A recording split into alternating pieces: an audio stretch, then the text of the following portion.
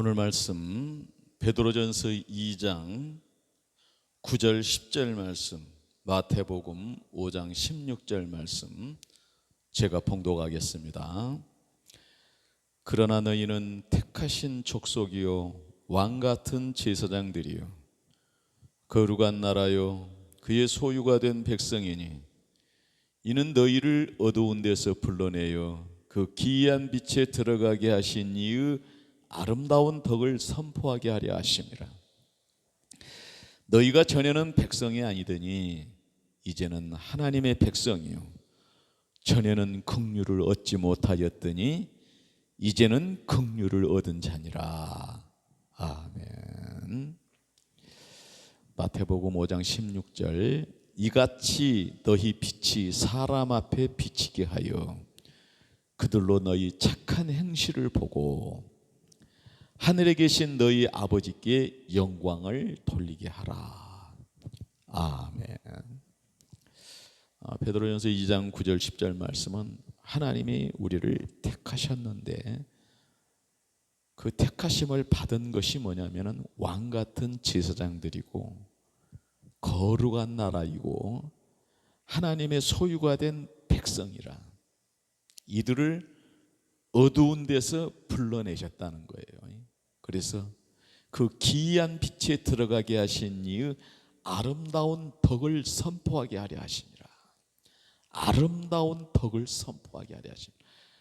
그래서 오늘 저는 성도의 그 품격과 위상을 한번 이렇게 상고해 보고자 합니다. 마태복음 5장에서는 너희는 세상의 소금이다, 너희는 세상의 빛이다. 그러면 세상에 소금되고 빛이 된 것이 무엇이냐? 바로 이제 오늘 본문 5장 16절 말씀이죠. 너희 빛이 사람 앞에 비치게 하여 그들로 너희 착한 행실을 보고 하늘에 계신 너희 아버지께 영광을 돌리게 하라. 너희의 착한 행실이 세상의 소금과 빛으로. 할렐루야죠. 그래서 우리가 예수 그리스도를 믿는 사람들로서의 그 품격과 그 위상을 가질 수 있어야겠어요. 우리는 인격, 소양, 교양, 품격이라는 심오한 단어의 의미를 살펴보겠습니다. 이 개념들은 인간의 존재의 깊이와 완성도를 가늠하는 중요한 척도들이며 우리 신앙의 여정 속에서 매우 귀하게 다루어져야 할 가치들입니다. 칼빈주의적, 개혁주의적 관점에서 이 단어들이 가지는 의미를 탐구하고 영혼, 육의 전인적 성화와 연결하여 말씀드리고자 합니다. 인격, 소양, 교양, 품격에 대한 신학적 성찰. 이 네 가지 단어는 한 개인이 내면적으로나 외면적으로 얼마나 성숙하고 완성된 존재인가를 보여주는 복합적인 개념들입니다.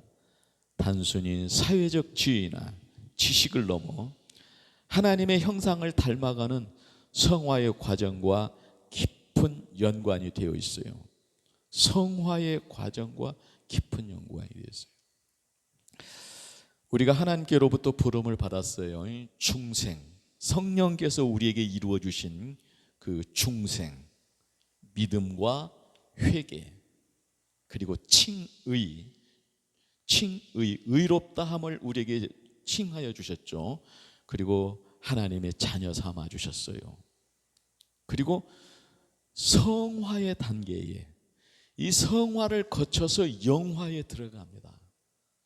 이 성화가 되지 않는 이들은 영화에 들어갈 수 있을까요? 없을까요? 이런 고뇌들이 오늘 우리에게 있어야 됩니다. 성화의 중요성. 하나님 자녀된 백성들은 내가 하나님의 자녀라고, 하나님이 나의 아버지라고 믿는 오늘 우리는 이 성화의 중요성을 알아야 돼요. 그래서 제가 이제 인격, 소양, 교양, 품격이라는 이런 그 신학적 그 성찰을 해보고자 한 것입니다. 첫 번째로 각 용어의 의미와 그 신학적 관점입니다. 철학으로 해석한 것이 아니에요. 신학적인 관점으로 봐야 돼요, 우리가. 다시 말하면 성경에서 말씀하고 있는 이 언어의 개념들을 알아야 된단 말이에요. 인격, 소양, 교양, 품격이라는 이 말의 의미를 알아야 되는데, 이것을 신학적으로, 다시 말하면 하나님이 말씀하시는 것이 무엇이냐 하는 것을 우리가 살펴보자는 말이에요. 철학의 개념 아니에요.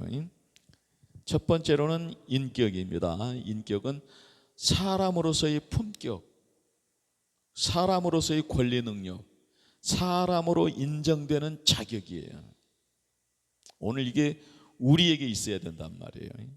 의미는 한 개인이 가진 생각, 감정, 의지의 통합체로서 그 사람의 본질적 특성과 도덕성을 포함합니다. 내면의 품성, 즉 마음의 상태와 동기가 가장 핵심적인 요소입니다. 신학적 관점입니다. 우리는 죄로 인해 인격이 타락하고 왜곡되었지만 그리스도 안에서 성령의 중생의 사역을 통해 새로운 인격을 부여받고 예수 그리스도의 형상을 닮아가는 성화의 여정 중에 있습니다. 성화의 단계에 있단 말이죠. 로마서 8장 29절에서는 하나님이 미리 아신 자들을 또한 그 아들의 형상을 본받게 하기 위하여 미리 정하셨으니 이는 그로 많은 형제 중에서 맏아들이 되게 하려 하심이라고 하십니다. 갈라디아서 5장 22절 23절은 성령의 9가지 열매는 바로 그리스도인의 인격이 어떠해야 되는지를 명확히 보여주는 것이죠. 이는 전적으로 하나님의 은혜로 가능하다는 것이에요. 오직 성령의 열매는 사랑과 희락과 화평과 오래 참음, 자비와 양선과 충성과 온유와 절제니 이 같은 것을 금지할 법이 없느니라. 소양입니다. 두 번째로 소양은 뭐냐? 평소에 닦아놓은 학문이나 지식이에요. 의미, 어떤 분야에 대한 기본적인 지식, 교양, 그리고 그것을 활용할 수 있는 능력과 자질을 말하는 거예요. 특정 영역에서 준비된 태도와 역량을 포괄한다는 사실. 신학적 관점이죠. 하나님께서 각 사람에게 주신 재능과 은사를 개발하고 지혜를 구하여 하나님 나라를 위해 올바르게 사용하는 책임과 관련이 있어요. 잠언 2장 6절 7절 대저 여호와는 지혜를 주시며 지식과 명철을 그 입에서 내시며 그는 정직한 자를 위하여 완전한 지혜를 예비하시며 행실이 온전한 자에게 방패가 되시나니 라고 말씀했습니다. 골로새서 3장 10절 말씀에 새 사람을 입었으니 이는 자기를 창조하신 이의 형상을 따라 지식에까지 새롭게 하심을 입은 자니라. 지식에까지예요. 지식에까지. 에베소 3장 18절 말씀에 능히 모든 성도와 함께 지식에 넘치는 그리스도의 사랑을 알고, 우리가 이 학문적으로 지식적으로 우리가 이렇게 잘 닦여진 이 소양, 이것이 갖추어져 있게 되면요 하나님의 놀라운 은혜가 우리에게 임하게 될 줄로 믿습니다. 한 가지 살펴볼 것은 마태복음 25장 14절에서 30절에 달란트 비유가 있잖아요. 이 달란트 비유를 통해서 오늘 우리는 신앙적 분별력과 성경적 세계관을 바탕으로 세상의 지식을 통찰하고 이해하며 복음을 효과적으로 전달하기 위하여 능력, 또한 복음을 효과적으로 전달하기 위한 능력 또한 소양에 포함된다는 사실이에요. 자기의 재능을 땅에 묻어놓는 사람들은 책망받을 사람들이죠. 그러나 자기의 재능을 잘 살려서 남기는 자는 이 소양이 잘 갖추어진 그런 지혜 있는 자들이란 말이죠. 세 번째로는 교양입니다. 교양은 가르쳐서 길러져야 되는 것이죠. 학문, 지식, 사회생활을 바탕으로 이루어지는 품이에요. 우리가 교양 있는 성도가 됩시다. 교양 없는 성도가 되면 안 돼요. 의미, 폭넓은 지식, 문화적 이해를 바탕으로 세련된 태도와 안목을 갖는 것을 의미하는데, 삶의 다양한 영역에 균형 잡힌 시각과 통찰력을 갖는 것이에요. 신학적 관점에서는 하나님의 창조 세계와 그 안에 담긴 질서와 아름다움을 이해하고 찬양하는 태도와 연결이 되는 거예요. 성경적 진리를 중심으로 세상 학문과 문화를 분별하여 수용하고 발전시키는 지적 노력, 문화 명령이죠. 우리 하나님께서 창세기에 명령하신 문화 명령. 그 지적 노력 역시 교양 범주에 들어갑니다. 이는 이 세상 속에서 빛과 소금의 역할을 감당하는 데 필수적인 요소가 된다는 사실입니다. 요한복음 17장 3절 말씀에 영생은 곧 유일하신 참 하나님과 그가 보내신 자 예수 그리스도를 아는 것이라고 그랬어요. 여기서 이제 이 아는 것이라는 것은 지식적으로만 아는 것이 아니라 관계적으로 아는 거예요. 경험적으로 아는 거예요. 분명하고 아는 거예요. 요한일서 1장에서 이것을 본바고 들은바고 만져본바라고 말하는 거예요.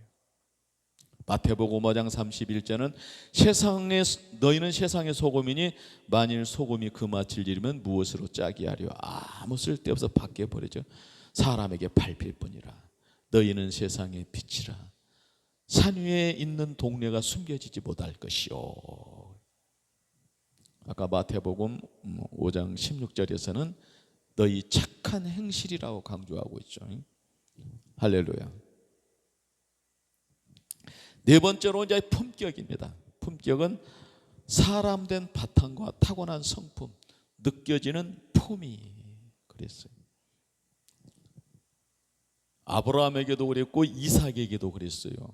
블레셋과 주변에 있는 그 아말렉들이 어느 한 정점에 딱 가게 되니까 그토록 그 아브라함과 그 이삭을 괴롭혔거든.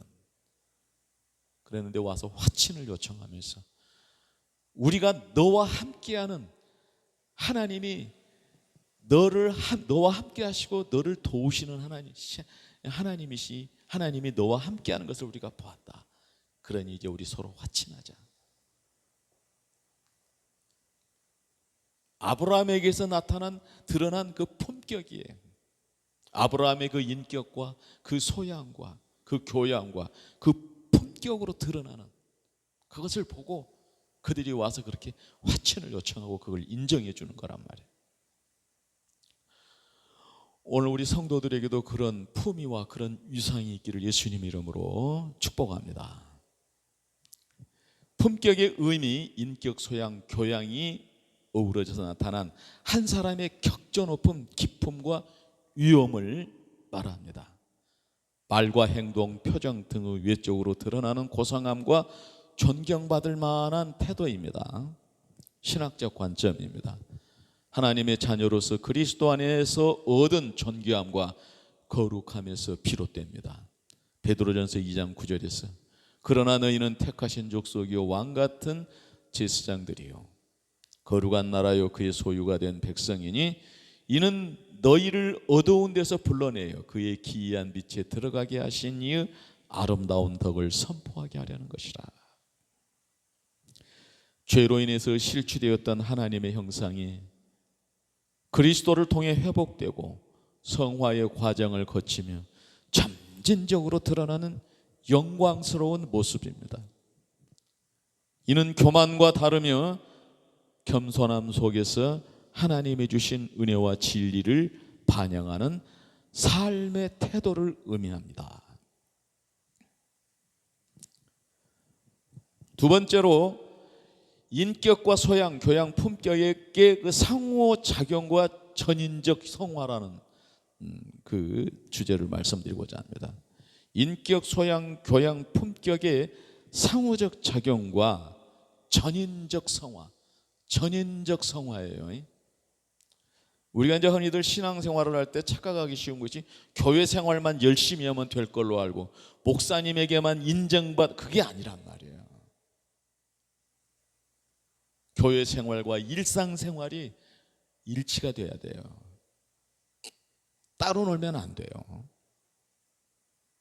그래서 교회에서도 인정받지만 사회에서도 인정받아야 돼요. 일상생활 속에서 자기와 함께하는 사람들에게도 아브라함같이 이삭같이 인정받아야 돼요.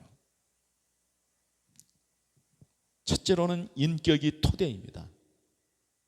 바른 인격, 즉 하나님 앞에서 정직하고 겸손하며 사랑과 희생을 아는 마음이 없다면 소양과 교양이 뛰어나다 한들 진정한 품격으로 이어지기는 어렵습니다. 타락한 인격은 왜곡된 소양과 교양으로 인해 오히려 해악을 끼칠 수 있습니다. 소양과 교양은 인격을 확장하고 품격을 높입니다. 건전한 신앙 인격 위에 소양과 교양이 더해질 때 우리는 세상을 더 깊이 이해하고 하나님의 뜻을 더 넓게 전할 수 있게 됩니다. 이는 그리스도인으로서 세상에 선한 영향력을 끼치며 자연스럽게 품격 있는 삶으로 드러나게 합니다. 품격은 통합된 표현입니다. 품격은 인격의 깊이, 소양의 충실함, 교양의 넓이가 조화롭게 발현될 때 비로소 완성됩니다. 이는 곧 영혼, 육의 전인적 성화가 세상 속에서 가시적으로 드러나는 모습이라 할 수 있습니다. 육체의 단정한 관리, 마음의 평안, 영혼의 하나님과의 교제 모두가 품격에 영향을 미치는 것입니다. 세 번째로는 실천적 재현입니다. 신실하신 여러분께서는 이 개념들을 깊이 있게 가르쳐 지키게 하는 것을 실천하며 전파하는 데 앞장서시게 될 것입니다. 하나님 중심의 인격 형성, 인격의 토대는 자기 사랑이나 인간 중심적 윤리가 아닌 하나님 사랑과 이웃 사랑이라는 계명 위에 세워져야 한다는 사실이죠. 끊임없는 회개와 믿음을 통한 그리스도와의 연합 속에서 인격이 변화되는 것입니다. 말씀과 기도를 통한 소양과 교양, 함양, 성경 말씀을 깊이 묵상하고 지혜를 구하는 기도를 통해 영적 소양을 기르고 세상의 학문과 문화 속에 하나님의 사랑을 흘려보내는 통로가 되기 위해서 교양을 쌓아야 합니다. 신학과 철학을 융합하는 것이 아니라 분별을 위한 깊은 탐구는 영적으로 더욱 풍성하게 할 것이라는 사실이에요. 중세에서는 신학과 철학을 통합시켰거든요. 그런데 그것의 그 오류를 발견하고 종교개혁이 일어났어요. 이게 우리가 종교개혁 신앙을 잘 알고 있어야 됩니다. 그 이후에 나타나는 모든 분파들이 뭐냐면은 또다시 신학과 철학을, 또다시 신앙과 현실을 자꾸 이렇게 또 섞어가는 거예요. 그리고 융합시켜가는 거예요. 이런 것들을 우리가 유의하면서 우리가 잘 분별하고 그런 것들을 탐구해 갈 때 우리가 영적으로도 풍성한 삶을 누리게 될 것이라는 것을 성경은 교훈하고 계십니다. 성령 안에서 품격 있는 삶은 성령의 도우심으로 모든 말과 행동에서 예수 그리스도를 반영하는 삶의 태도를 가지도록 노력하는 것입니다. 이는 외부적인 꾸밈이 아니라 내면에서 우러나오는 영적인 권위와 겸손함에서 발현되는 것입니다. 영혼육의 전인적 성화, 하나님과 밀접한 친밀한 영적 교제, 순결한 마음, 건강한 육체 관리, 이 세 가지가 조화롭게 이룰 때 우리는 진정한 인격, 소양, 교양, 품격을 갖춘 자로서 성장하며 하나님의 영광을 드러낼 수 있게 됩니다. 여러분께서 이 귀한 가치들을 신앙과 삶 속에 깊이 있게 구현하시고 많은 사람들에게 선한 영향력을 끼치시기를 예수님의 이름으로 축복합니다. 그래서 이제 구체적으로 그리스도인의 인격이라고 하는 주제로 또 그리스도인의 그 소양, 그리스도인의 교양, 그리스도인의 품격 이렇게 살펴가 볼 것입니다. 우리는 인격 중에 특히 그리스도인의 인격에 대해 더욱 깊이 탐구하자 합니다. 우리가 이전에 나누었던 인격에 대한 이해를 바탕으로 그리스도인의 인격이 무엇이며 어떻게 형성되어야 하는지에 대해 개혁주의적 관점에서 상세히 말씀드리겠습니다. 앞서 말씀드린 대로 신학과 철학을 융합해서 말하는 그 인격체가 아니라 신학적인, 성경에서 하나님이 우리에게 창조하셔서 우리 피조물의 그 인격을 말씀해 주신 것이 있어요. 그것이 우리는 상실되었는데 예수 그리스도의 은혜 안에서 회복되었단 말이에요. 그 내용을 한번 이제 살펴보자 말씀입니다. 그래서 그리스도인의 인격에 대한 심층적 이해입니다. 그리스도인의 인격은 단순히 세상적인 도덕성이나 사회적 품성을 넘어 예수 그리스도의 형상을 닮아가는 내면적인 영적인 성품을 의미합니다. 이는 전적인 하나님의 은혜와 성령의 사역을 통해서 변화되고 성화되는 존재론적인 특징을 가진다는 사실이에요. 그래서 우리가 성령을 의지한다는 거, 성령 안에 있는다는 거. 로마서의 그 핵심 그 하나가 뭐냐면은 죄로부터 자유, 죽음으로부터 자유, 율법으로부터 자유, 성령 안에서 자유예요. 오늘 지금 성화되는 존재론적인 그 특성을 우리 안에서 더 이렇게 확장시켜가는, 성숙시켜가는, 이것은 성령 역사예요. 성령 안에 있을 때만. 여기에 우리가 민감하기를 예수님 이름으로 축복합니다. 그리스도인의 인격의 본질이죠. 하나님의 형상 회복이에요. 인류는 창조 시 하나님의 형상대로 지음받았으나 죄로 인해 그 형상이 심하게 훼손되고 왜곡되었습니다. 그리스도인의 인격은 바로 이 훼손된 하나님의 형상을 예수 그리스도 안에서 성령의 중생의 사역을 통해 다시 회복해가는 과정입니다. 지금 우리는 완전히 회복된 것이 아니라 회복시켜가는 과정이에요. 그래서 성화의 과정이 있단 말이에요. 골로새서 3장 10절 말씀에 이것을 증명하고 있죠. 이는 죄된 본성을 벗고 새로운 본성을 입은 것을 의미하는 거예요. 옛사람을 벗어버리고 새사람이 된 거예요. 또 하나는 새로운 피조물로서의 정체성이에요. 새로운 피조물로서의 정체성. 고린도후서 5장 17절은 누구든지 그리스도 안에 있으면 새로운 피조물이라 이전 것은 지나갔으니 보라 새 것이 되었다더라고 선언하고 있어요. 우리는 새롭게 된 정체성을 갖고 있어야 돼요. 그리스도인의 인격은 옛사람의 죄된 습성을 버리고 그 사고방식에서 벗어나 그리스도 안에서 얻게 되는 새로운 정체성을 바탕으로 재구성된다는 사실이에요. 이 새 마음, 이 새 영이 인격의 중심이 되는 거예요. 예수 그리스도의 성품을 닮아가는 것이죠. 그리스도인의 인격의 궁극적 목표는 예수 그리스도의 성품을 닮아가는 것입니다. 빌립보서 2장 5절에 너희 안에 이 마음을 품으라 곧 그리스도 예수의 마음이니 라는 말씀처럼 우리는 그리스도의 사랑, 그리스도의 사랑 용서, 겸손 온유, 희생적인 섬김의 정신을 우리의 인격에 내면화해야 돼요. 다시 한번요. 그리스도의 사랑, 용서, 겸손, 온유, 희생적인 섬김의 정신을 우리 인격에 내면화해야 된다라는 것입니다. 두 번째로는 그리스도인의 인격 형성 과정이죠. 그건 성화입니다. 성화. 그리스도인의 인격은 한순간에 완성되는 것이 아니라 일생에 걸친 성화의 과정을 통해 점진적으로 형성됩니다.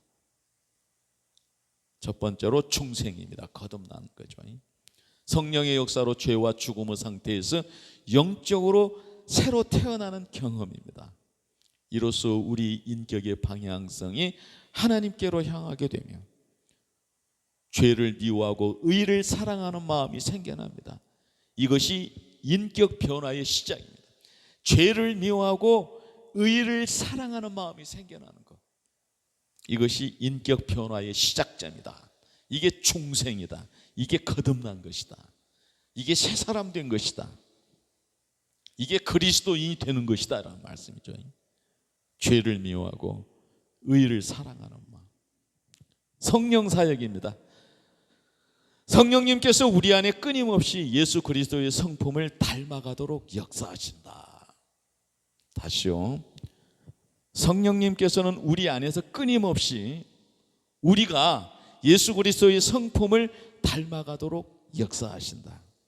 갈라디아서 5장 21, 23절에 나타난 사랑과 희락과 화평과 오래 참음과 자비와 양선과 충성과 온유와 절제는 바로 성령께서 우리 안에서 맺으신 인격의 열매들이, 이런 열매들이 풍성해질 때에 그리스도인의 참된 인격이 드러나게 된다는 사실. 하나님의 말씀입니다. 기록된 말씀인 성경은 우리의 인격을 교정하고 변화시키는 거울이자 지침서라. 다시 한번요. 기록된 말씀은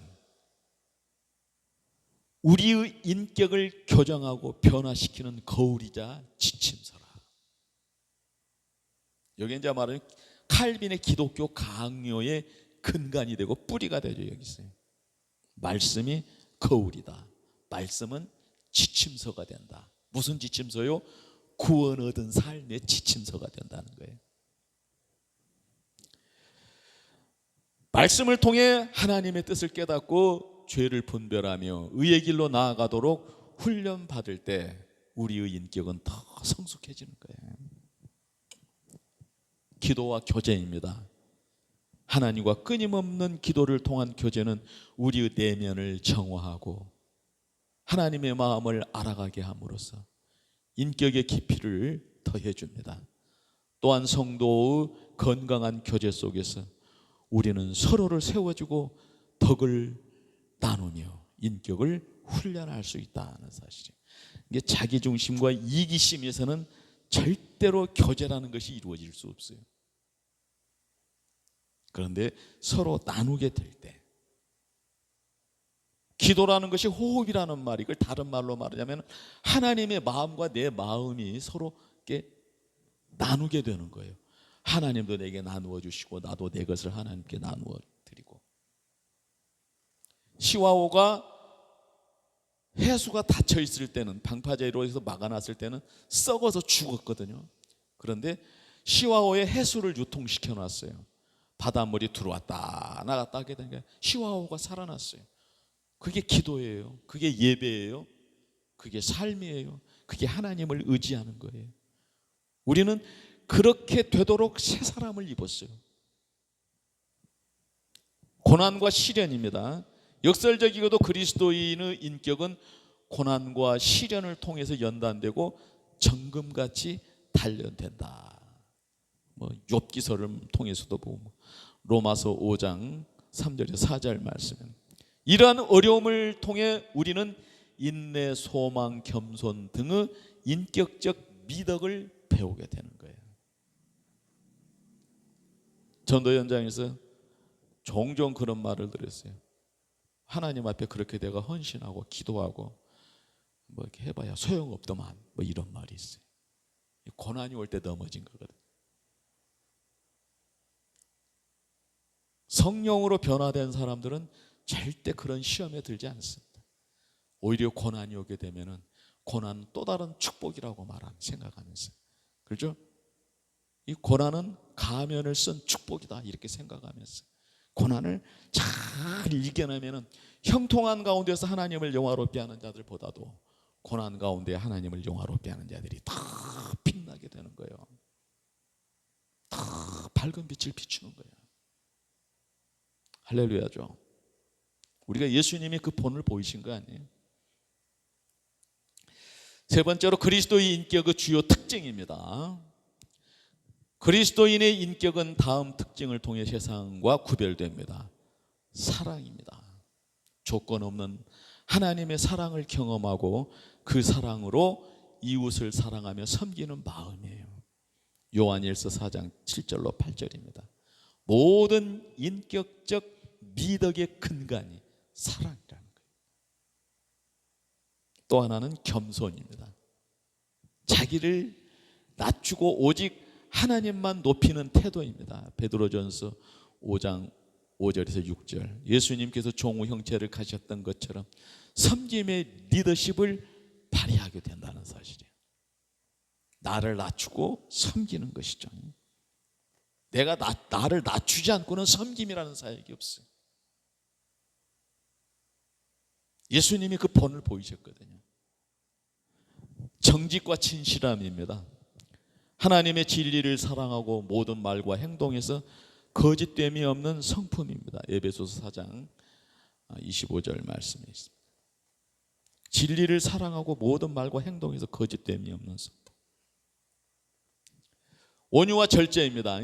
자신의 감정과 욕구를 성령에 통제하려 두며 부드럽고 평화로운 마음으로 행동하는 자세입니다. 할렐루야죠. 책임감과 성실함입니다. 하나님께서 맡기신 모든 일에 충성하고 주어진 삶의 자리에서 성실하게 살아가는 모습이에요. 골로새서 3장 23절 말씀도 그렇고, 이것은 이제 우리가 예수님의 그 지상명령과 우리가 연결을 한번 해봐야 돼요. 하나님께서 우리에게 맡기신 것이 뭐예요? 예수님의 지상명령 4가지, 전도, 치유, 교육, 파송이에요. 우리는 이 일에 충성하는 거예요. 이것을 가르치고 지키게 하는 거예요. 그래야 하나님이 함께해 주시는 거예요. 그리스도인의 인격은 단순한 도덕적 수양이 아니라 하나님과의 관계 속에서 완전히 변화되는 존재론적인 변화입니다. 여러분께서 이 인격적 성숙을 위해 늘 힘쓰시고 이를 통해 하나님께 영광 돌리시기를 예수님의 이름으로 축복합니다.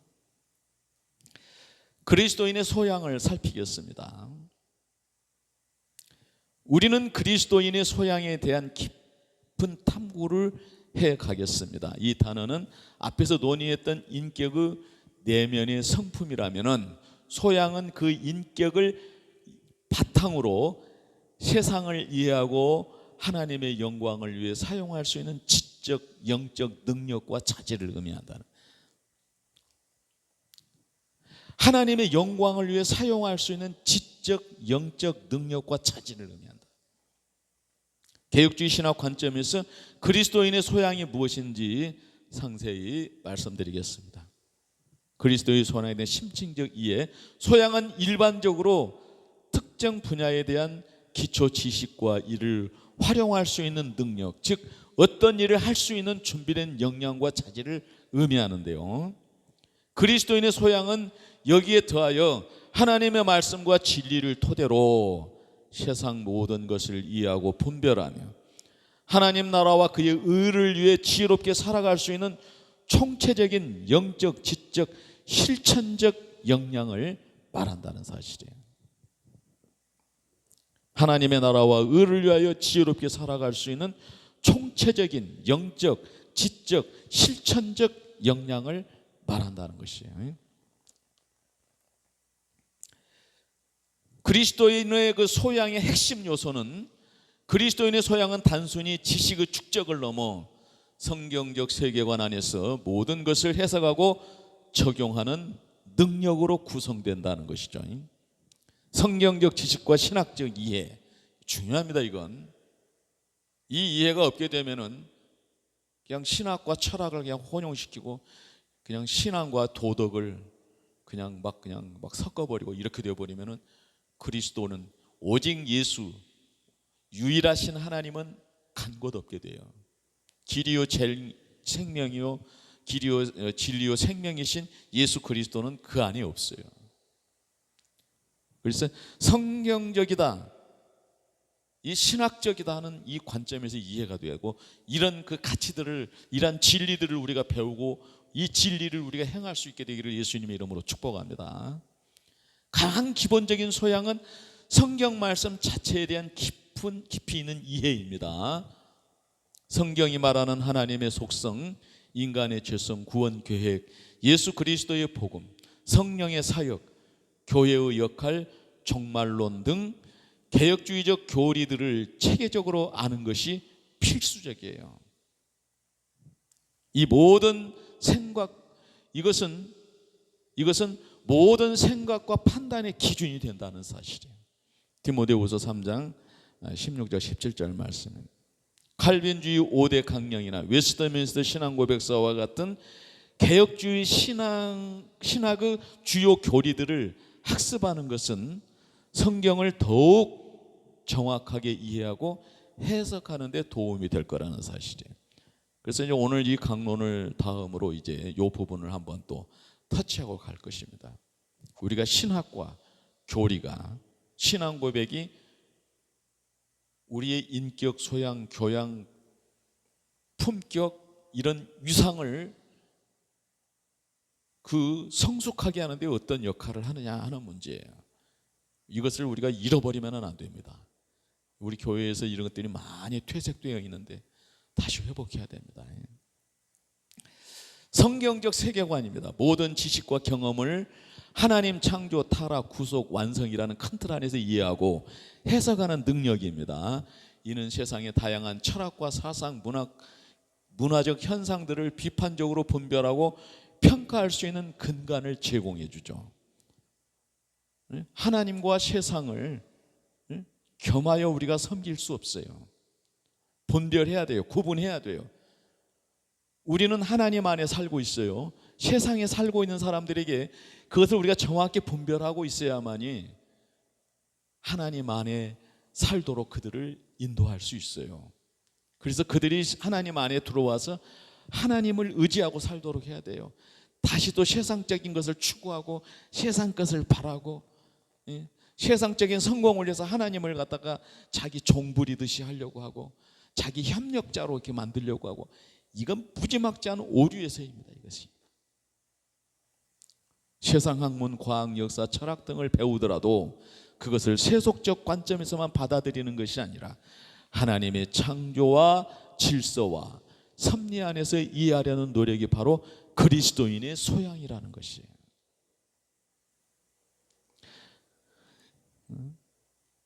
하나님의 창조와 질서와 섭리 안에서 이해하려는 노력, 바로 그것이 그리스도의 소양이라는 거예요. 무엇을요?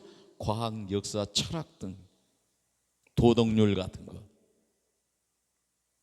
제가 이제 성경 관점학당에서 하나님의 관점과 철학적인 관점을 우리가 구분을 할 줄을 알아야 돼요. 하나님의 관점과 세상의 관점을, 하나님 안에서 성공과 세상에서의 성공, 이것을 구분할 줄 알아야 돼요. 이것을 영적 분별력입니다.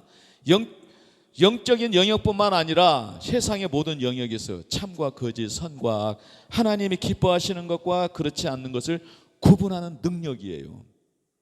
이는 성령의 인도하심과 말씀에 대한 깊은 이해를 통해 개발된다는 사실이죠. 어떤 현상이나 가르침이 성경 진리에 부합하는지 혹 이단적 요소는 없는지 판단하는 데 중요한 역할을 하는 거예요. 우리가 이 분별력이 없기 때문에 크리스찬들이 이단들이 많이 넘어가잖아요.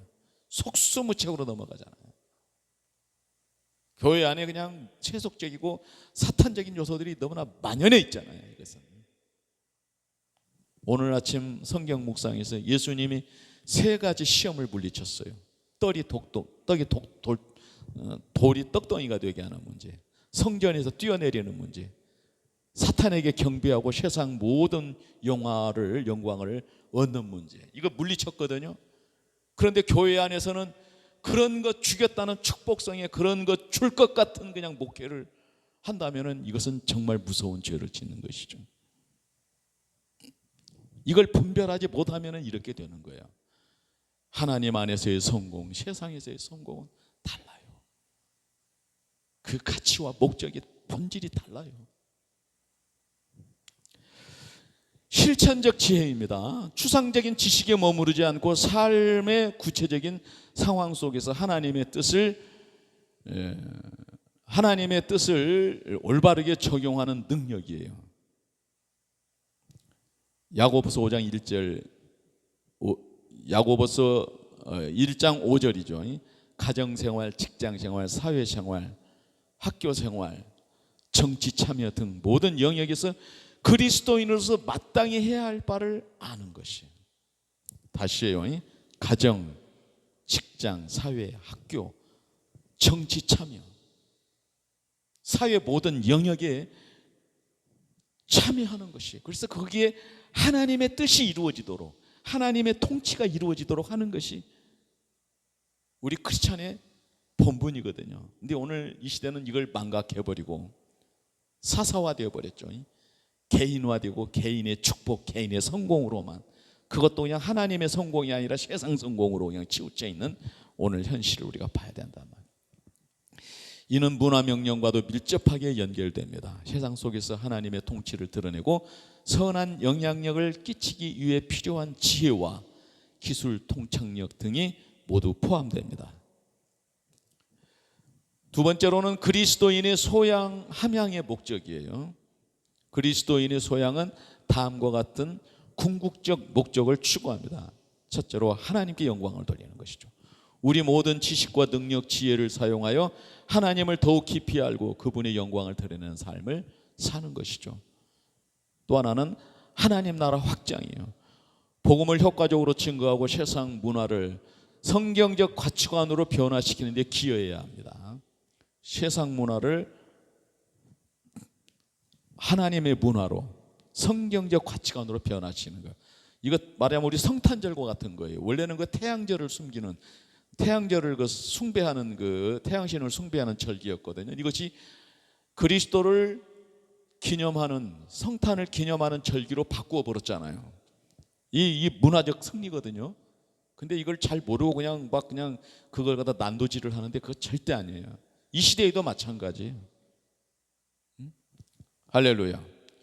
하나님 나라 확장입니다. 복음을 효과적으로 증거하고 세상 문화를 성경적 가치관으로 변화시키는 데 기여해야 되고, 직업을 통해, 학문을 통해, 사회적 참여를 통해 하나님의 통치를 확대해 가는 것이에요. 견고한 신앙생활입니다. 세상의 온갖 유혹과 거짓 가르침에도 흔들리지 않는 굳건한 믿음을 유지하고 영적으로 건강하게 성장하는 데 필수적인 기초를 제공합니다. 세상 속 빛과 소금의 역할, 복잡한 사회 문제와 윤리적 딜레마 속에서 성경적 해답을 제시하고 세상의 희망과 진리의 메시지를 전달하는 능력 있는 그리스도인이 되게 한다.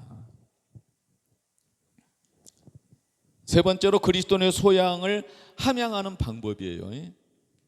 꾸준한 말씀 연구와 묵상이죠. 매일 성경을 읽고 묵상하며 주일 설교와 성경 공부를 통해 말씀의 깊이를 더해가는 것이죠. 또 하나는 체계적인 신학 학습이에요. 신학을 알아야 돼요. 신학을. 교리학, 교리교육, 신학 서적 독서, 신학 강의, 수강 등을 통해 개혁주의 신학적 토대를 견고히 합니다. 이 종교개혁의 신앙이, 이 종교개혁의 신앙은 초대교회의 신앙이었어요. 초대교회의 신앙은 모든 이단들을 교회 안에서 다 몰아낸 척결한 그 신앙이에요. 세상적인 요소를 거기에 교회 안에 담아두지 않았어요. 제가 초대교회의 그 자료에 대해서 성경 관점학당에서 누누이 강조하죠. 종교개혁 시대의 그 예배와 그 생활 지도 했던 거, 사회 시스템을 만들었던 거 정말 중요합니다. 기도와 성령의 인도입니다. 지혜를 구하는 기도를 끊임없이 드리며 성령의 조명하심을 통해 말씀을 깨닫고 세상을 분별하는 통찰력을 얻습니다.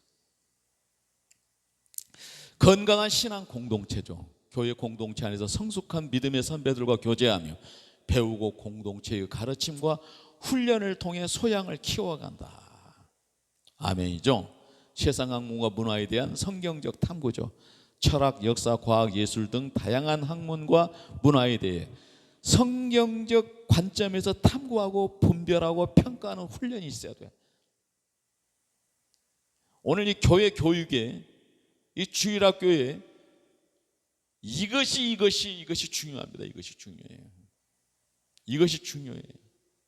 나 구원받고 천국 가는 그런 데만 머물지 말고, 주의 말씀에 순종하고 복을 받는 것, 그 어린아이와 같은 단계에서만 머물지 말고, 그리스도인의 소양은 인격이 바른 방향으로 나아가도록 이끌고 교양이 단단한 뿌리를 갖게 하며 품격이 외적으로 드러나도록 하는 매우 중요한 기초입니다. 여러분께서 신학적 탐구와 주님을 위한 사역을 통해 이러한 소양을 더욱 깊이 함양하시고 생활 속에서 풍성하게 나누어 주시기를 예수님의 이름으로 응원합니다.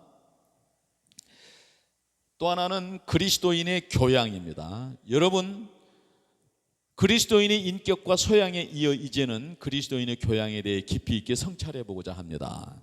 이 개념은 그리스도인의 성숙과 함께 깊이를 드러내는 또 다른 중요한 요소입니다. 그리스도인의 교양에 대한 심층적 이해, 일반적으로 교양은 폭넓은 지식과 문화적 이해를 바탕으로 한 세련된 태도와 안목을 의미합니다. 이는 단순한 지식의 축적이 아니라 그 지식을 바탕으로 사물을 바르게 보고 판단하며 품위 있게 행동하는 능력과 자세를 포함합니다. 그리스도인의 교양은 이러한 일반적 의미를 넘어서 하나님의 진리 안에서 세상을 폭넓게 이해하고 하나님의 창조 세계의 아름다움을 인식하며 성경적 가치관으로 세속 문화를 분별하고 선한 영향력을 끼치는 능력과 태도를 말하는 것이라. 할렐루야. 그리스도인의 교양의 핵심 요소는 그리스도인의 교양은 다음의 요소들을 통해 세상과 차별화되며 하나님 나라의 가치를 반영합니다. 하나님의 창조 세계에 대한 깊은 이해와 감탄이죠. 그리스도인의 교양은 하나님이 창조하신 자연과 인간 사회, 역사, 예술, 과학 등 모든 영역에 대한 이해와 사랑에서 출발합니다. 하나님의 주권 아래에 있는 만물을 피조물로서 바르게 인식하고 그 속에 담긴 하나님의 지혜와 아름다움에 감탄하는 태도입니다. 세속 학문과 예술 활동들은 하나님이 인간에게 주신 것이 타락한 이후 재능과 능력으로 이루어진 것이므로 이를 잘 분석하고 분별하며 성경적 세계관 안에서 비판적으로 수용하고 하나님의 영광의 빛을 비추어 주도록 노력해야 된다는 것이. 할렐루야. 성경적 안목을 통한 문화 분별력입니다. 세상의 다양한 문화, 음악, 영화, 문학, 미술, 패션 등을 단순히 유행이나 취향으로 받아들이지 않고 성경적 가치관에 비추어 그 안에 담긴 세계관, 메시지, 윤리적 함의를 분별하는 능력입니다. 로마서 12장 2절 말씀. 악한 문화는 경계하고 거부하며 선하고 아름다운 문화라고 여겨지는 것들까지도 그 속에 있는 속임수를 밝혀내고 거듭난 그리스도인들이 직접 창작하여 세속 문화에 적극적인 영향을 끼쳐야 합니다. 이것이 문화 명령의 중요한 실천적 측면입니다. 창세기 1장 28절 말씀. 역사와 철학에 대한 통찰과 비판적 사고입니다. 인류 역사를 하나님의 섭리 안에서 이해하고 다양한 철학적 사조들이 인간 세계를 어떻게 이해해 왔는지 성경적 진리에 비추어 탐구하는 것입니다. 그래서 초대교회, 중세교회, 르네상스, 종교개혁, 근대문명, 계몽주의 등 교회사와 서양 철학의 흐름에 대한 이해는 그리스도인으로서 세상의 지성인들과 소통하고 복음의 의미를 신학적 언어로 설명하는데 필수적인 교양입니다.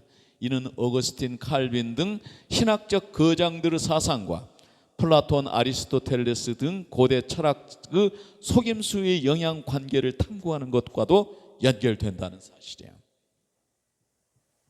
성령의 인도하심이 있기를 예수님의 이름으로 축복합니다.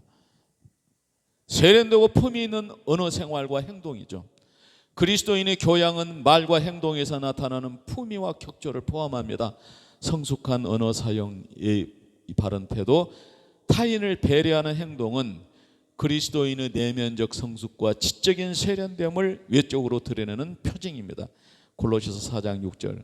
이는 단순히 도덕적인 차원을 넘어 복음을 더욱 효과적으로 증거하고 타인에게 그리스도의 향기를 풍기는 수단이 된다는 사실이에요. 그리스도인의 교양 함양의 목적, 그리스도인의 교양을 더 성숙시켜야 되는 그 목적은 뭐냐? 그리스도인의 교양은 다음의 궁극적 목적을 추구합니다. 하나님의 영광을 더욱 풍성하게 드러냄, 온 세계 문화 속에 편재한 하나님의 흔적을 인식하고 감사하며 우리의 삶과 행동을 통해 하나님의 선하심과 아름다움을 증거해야 돼요. 세상과 지혜로운 소통과 복음 전파죠. 지적 문화적 소양을 통해 비신자들의 세계관을 이해하고 그들의 질문에 성경적 진리로 대답하며 복음을 효과적으로 전달할 수 있게 합니다. 세상 속에서 빛과 소금의 역할을 감당하는 것이죠. 세상의 어두운 부분에 빛을 비추고 부패한 곳에 소금의 역할을 하며 사회와 문화 전반에 걸쳐 하나님의 공의와 사랑의 가치를 심어라. 영혼육의 전인적 성장과 풍요로운 삶이죠. 우리는 영적, 지적, 감성적 영역이 조화롭게 성장하며 하나님의 주신 은혜 안에서 풍성하고 만족스러운 삶을 누리게 된다는 사실이죠. 그리스도인의 교양을 함양하는 방법, 성경을 통한 깊이 있는 진리를 탐구해야 된다. 모든 지식과 문화에 대한 판단 최종 기준은 성경이라는 것을 명심하고 꾸준한 말씀 연구로 진리에 대한 확고한 기초를 다져야 됩니다. 또 하나는 폭넓은 독서와 학습이죠. 기독교 서적뿐만 아니라 역사, 철학, 문학, 과학 등 다양한 분야의 양서들을 성경적 관점에서 비판적으로 읽고 학습하는 습관을 들여야 되는 거예요. 교회 교육에서 이게 회복돼야 됩니다. 이게. 건전한 문화 예술 활동이죠. 음악계, 미술 전시회, 박물관 방문 등 건전한 문화로 여기며 활동에 참여할 때도 아름다움을 통해 하나님의 창조성을 묵상한다고 하면서 감탄하기보다는 성경적인 거룩함이 스며들 수 있는, 스며들게 할 수 있는 실력을 쌓는 기회로 삼아야죠. 오늘 우리가 이것이 부족하기 때문에 교회 안에 그냥 갇혀버리게 되는 거예요. 세상에 가서 소금과 빛의 사명을 감당해야 되거든요. 세상에 하나님의 나라가 임하게 해야 되고 통치가 임하게 해야 됩니다. 우리가 그 빛을 비추어줘야 되는데 이걸 못하고 교회 안에 갇혀버렸어요. 대화와 토론을 통한 관점 확장이죠. 다양한 배경을 가진 사람들과 지적 대화와 토론을 통해 자신의 생각과 관점을 넓히고 다른 관점에 대하는 자세가 교양이고 품위 있는 태도로 지혜롭게 설득하는 것이 중요하다는 사실이죠. 설득이죠, 설득. 우리 종교개혁의 정신이고 초대교회의 정신. 무력으로 그냥 탄압받고 그냥 핍박받던 그 초대교회에서도 무력으로 하지 아니하고 설득으로 로마를 정복했잖아요. 세상에 빛이 되고. 종교개혁 시대도 역시 마찬가지로 무력으로 하지 아니하고 설득으로. 이게 상실되어 버렸거든요. 교회 삶에도 기독교 전통을 학습해야 됩니다. 오랜 역사 속에서 신앙 선조들이 어떻게 하나님을 이해하고 문화를 대했는지 학습하며 오늘날 삶에 적용한 교훈을 찾아야 됩니다. 예를 들어서 성탄절과 같은 상징적인 것이죠. 그 외에 다른 것들도 많이 있지만 태양신을 숭배하는 절기를 그리스도의 탄생을 기념하는 절기로 바꾸고 그 문화적인, 사회적인, 그 시대적인 역할을 했던 그 영적 싸움에서 승리한 그 표징이죠. 그리스도인의 교양은 인격의 깊이와 소양의 견고함이 외적으로 아름답고 지혜롭게 표현되는 통로입니다. 여러분, 이러한 교양을 더욱 함양하시오. 신앙과 삶 속에서 하나님의 지혜와 아름다움을 세상에 비추시는 귀한 역량을 감당하시기를 예수님의 이름으로 축복합니다. 그리스도인의 품격입니다.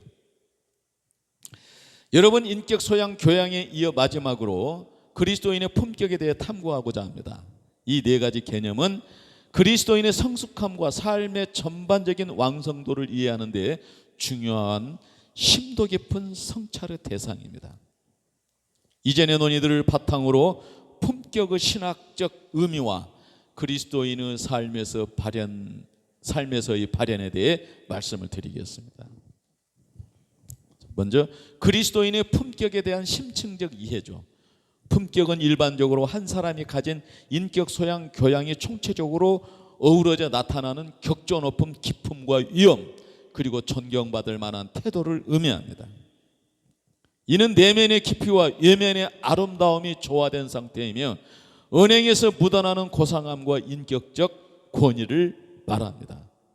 그리스도인의 품격은 세상이 추구하는 일시적인 영예나 사회적 지위에서 오는 품격이 아닙니다. 이는 하나님의 자녀로서 받은 존귀함과 그리스도 안에서 회복된 하나님의 형상이 성령의 역사로 삶 속에서 가시적으로 드러나는 영광스러운 모습입니다. 이는 겸손함 속에 뿌리내린 진정한 위엄이며 사랑과 절제로 빛나는 삶의 태도입니다. 첫 번째로 그리스도인의 품격의 근원과 본질이죠. 하나님의 형상 회복에 에서 오는 존귀함이에요. 우리가 하나님의 형상이 회복되었죠. 중생을 통해서 새 사람 되었죠. 그 그리스도를 닮아가는 그 형상 회복에서 오는 존귀함. 그리스도인의 품격은 우리가 하나님의 형상대로 창조되었고 죄로 타락했음에도 불구하고 예수 그리스도의 대속 사역을 통해 다시 하나님의 자녀가 된 데서 오는 본질적인 존귀함에서 비록됩니다. 우리는 단순히 피조물이 아니라 값비싼 대가를 치르고 구속받은 하나님의 소유된 백성으로서 고귀한 존재입니다. 왕같은 제사장. 그리스도의 성품 반영이죠. 품격은 예수 그리스도의 성품이 우리 삶에 얼마나 깊이 스며이 있는가의 표현이에요. 예수님은 겸손하고 온유하셨으나 그분의 말씀과 행동은 누구도 범접할 수 없는 권위와 품위가 있었습니다. 그리스도는 성령을 통해 그리스도의 이러한 성품을 닮아감으로써 진정한 품격을 갖추게 됩니다. 영원한 가치를 지향하는 것이죠. 세상의 품격이 유한하고 변덕스러운 기준에 좌우될 수 있다면 그리스도인의 품격은 영원한 진리와 가치를 지향합니다. 이는 외형적 화려함이나 물질적인 풍요가 아니라 내면의 경건함과 영적인 성숙에서 우러나오는 지속적이고 견고한 아름다움입니다. 그리스도의 품격을 구성하는 핵심 요소죠. 그리스도인의 품격은 인격, 소양, 교양이 통합되어 나타나는 복합적인 현상입니다. 내면적 인격의 깊이죠. 정직과 신뢰성입니다. 말과 행동이 일치하고 약속을 지키며 거짓 없이 진실된 삶을 살아가는 태도에서 품격이 드러난다. 그래서 교회 생활과 일상생활이 일치가 될 때 품격이 드러나는 것이죠. 겸손과 온유입니다. 자신을 드러내거나 자랑하기보다 섬기는 자의 모습으로 낮아지 모든 사람을 순종하고 부드러운 마음으로 대하는 자세입니다. 빌립보서 2장 3절 4절 사랑과 자비입니다. 모든 행동의 동기가 사랑의 뿌리를 내리고 타인의 아픔에 공감하며 자비를 베푸는 마음은 그리스도인의 품격의 핵심입니다. 골로새서 3장 12절. 영적 소양과 지혜의 발현입니다. 첫째로는 영적 분별력입니다. 옳고 그름을 명확히 판단하고 세상과 죄를 단호히 거부하는 결단력 있는 모습에서 품격이 나타납니다. 절제와 균형입니다.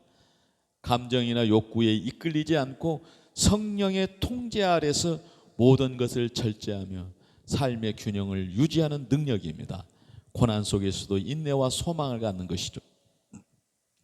어려운 상황에서도 흔들리지 않는 믿음으로 인내하고 궁극적인 하나님의 선하심을 소망하는 태도는 큰 품격을 보여줍니다.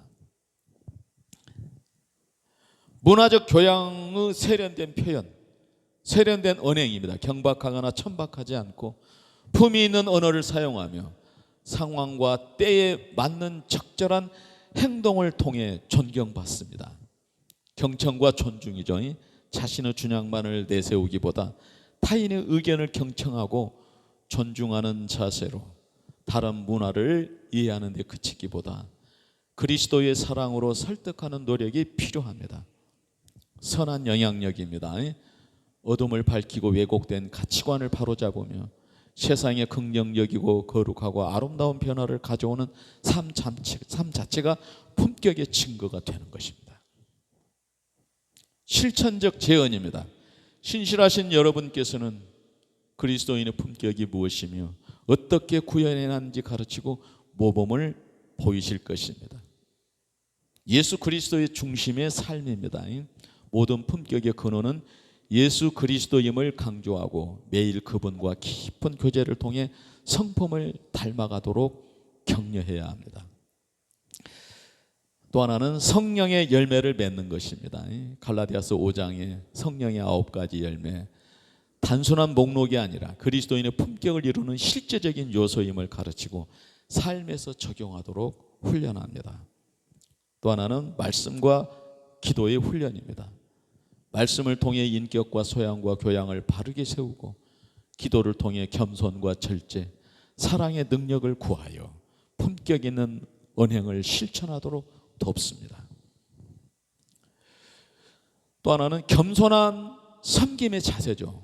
품격은 높은 곳에 군림하는 것이 아니라 낮은 곳에서 겸손하게 섬기는 그리스도의 자세를 따를 때 진정으로 빛난다는 것을 강조해야 합니다. 또 하나는 총체적인 성화 강조죠. 영혼, 육, 전인적인 성화가 이루어질 때 그리스도인의 성품이 온전히 드러날 수 있음을 가르치고 삶의 모든 영역에서 하나님께 영광을 돌리는 자세를 격려합니다. 그리스도인의 품격은 단순히 사람들에게 좋은 인상을 주기 위한 것이 아닙니다. 그것을 우리가 진정 누구며 어떤 분을 섬기는지에 대한 내면의 고백이 외면으로 투영된 것입니다. 여러분은 이 진정한 품격을 삶 속에서 온전히 이루시고 많은 영혼에게 그리스도의 아름다움을 보여주시기를 예수님의 이름으로 축복합니다. 결론의 말씀입니다. 신실하신 여러분, 인격 소양, 교양, 품격에 대한 심도 깊은 탐구를 마치며 이 총체적 의미와 그리스도인의 삶의 중요성을 종합하여 결론의 말씀을 드리겠습니다. 그리스도인의 인격 소양, 교양, 품격은 전인적 성화의 아름다운 열매라는 사실이죠. 우리가 살펴본 인격 소양, 교양, 품격은 그리스도인으로서 하나님 앞에서 세상 앞에서 우리가 어떤 존재로 서야 하는지를 보여주는 중요한 개념들입니다. 이들을 개별적으로 존재하는 것이 아니라 마치 한 나무 뿌리, 줄기, 가지, 열매처럼 유기적으로 연결되어 그리스도인의 전인적 성숙과 성화를 이루어낸다는 사실이죠. 첫 번째로 인격은 뿌리이자 토대라는 사실입니다. 그리스도의 인격은 죄로 인해 타락하고 왜곡되었던 하나님의 형상이 예수 그리스도를 통해 회복되고 성령의 중생의 사역으로 새롭게 변화된 내면의 존재론적 특징입니다. 사랑, 겸손, 정직 등 성령의 열매로 맺어지는 이 인격은 모든 소양, 교양, 품격의 가장 근본적인 출발점입니다. 올바른 인격 없이 다른 모든 것이 허울뿐이거나 왜곡될 수밖에 없습니다. 두 번째로 소양의 줄기와 같은 역량입니다. 그리스도인의 소양은 성경적 진리를 기반으로 세상 모든 것을 이해하고 분별하며 하나님 나라와 의를 위해 지혜롭게 살아갈 수 있는 영적, 지적, 실천적 역량을 의미한다는 사실이죠. 성경적 지식 체계관, 영적 분별력, 실천적 지혜 등은 우리의 내면이 외부 세계와 상호작용하고 하나님의 뜻을 이루도록 돕는 구체적인 능력들입니다. 세 번째로 교양은 가지와 같은 확장과 깊이입니다. 그리스도인의 교양은 하나님의 창조 세계와 문화를 폭넓게 이해하고 성경적 안목으로 분별하며 세련된 태도와 품위 있는 행동으로 세상에 선한 영향력을 끼치는 능력과 태도입니다. 역사를 통찰하고 예수를 향유하며 다양한 학문을 성경적 관점에서 비판적으로 수용하는 것은 그리스도인의 사유와 감성의 지평을 확장시켜 줄 것입니다. 네 번째로 품격은 꽃을 피우는 열매이자 통합된 표현입니다. 그리스도인의 품격은 모든 인격, 소양, 교양이 한데어 우러져 나타나는 격전 없고 고상한 기품과 위엄입니다. 이는 하나님의 자녀로서 그리스도 안에서 얻은 존귀함과 거룩함이 삶의 모든 영역에서 겸손과 사랑과 지혜로 절제로 빛나는 모습입니다. 단순한 외적인 꾸밈이 아니라 내면의 깊은 영적 성숙에서 우러나오는 그리스도의 향기와 그리스도의 향기와 권위를 담고 있습니다. 이처럼 인격, 소양, 교양, 품격은 그리스도인의 전인적 성화를 이루어가는 핵심 요소들이며 궁극적으로 예수 그리스도의 형상을 닮아가는 하나님께 영광을 돌리는 삶으로 귀결됩니다. 우리는 성령의 인도하심과 말씀 안에서 이 모든 영역을 지속적으로 개발하고 성숙시켜가야 할 영적 본분이 우리에게 있습니다. 신실하신 여러분께서 이 귀한 개념들을 바탕으로 신앙과 삶 속에서 더욱 깊이 있는 성찰과 실천을 이어가시어 진정으로 품격 있는 그리스도인의 모습을 많은 이들에게 보여주시고 하나님 나라 확장에 귀하게 쓰임 받으시기를 예수님의 이름으로 간절히 기원합니다. 저는 오늘 성도의 품격과 유상에 대해서 각 용어의 신학적 관점에 대해서 인격과 소양과 교양, 품격, 상호작용과 전인화된 그 성화에 대해서 그리스도인의 인격과 소양과 교양과 품격에 대해서 말씀을 드리고 결론의 말씀을 드렸습니다. 다 같이 기도드리겠습니다. 하나님 아버지, 우리의 신앙 성령의 선물입니다. 인격, 소양, 교양, 품격 성령의 도우신 열매입니다. 이것은 우리를 예수 그리스도를 닮아가도록 지속적으로 우리를 돌보시는 하나님의 은총입니다. 우리가 고귀하고 존귀한 반열에 영원히 우리는 서게 될 것입니다. 이와 같이 우리를 도우시는 성령님을 영원히 찬양합니다. 예수 그리스도의 영광을 우리에게 옷 입혀 주신 그 은혜와 그 사랑, 그 하나님의 놀라우신 그 사랑 영원토록 찬양합니다. 우리 성도의 품격과 그 위상을 우리가 삼위일체의 은혜 안에서 영원토록 누리고 세상의 소금과 빛이 되게 하여 주시고 그런 품격과 그런 위상으로 하나님을 영화롭게 하고 많은 영혼들을 주께로 인도할 수 있는 온 성도들이 되기를 예수님의 이름으로 축복합니다. 우리 하나님께 감사와 찬양을 올리옵고 예수님의 이름으로 기도드리옵나이다. 아멘.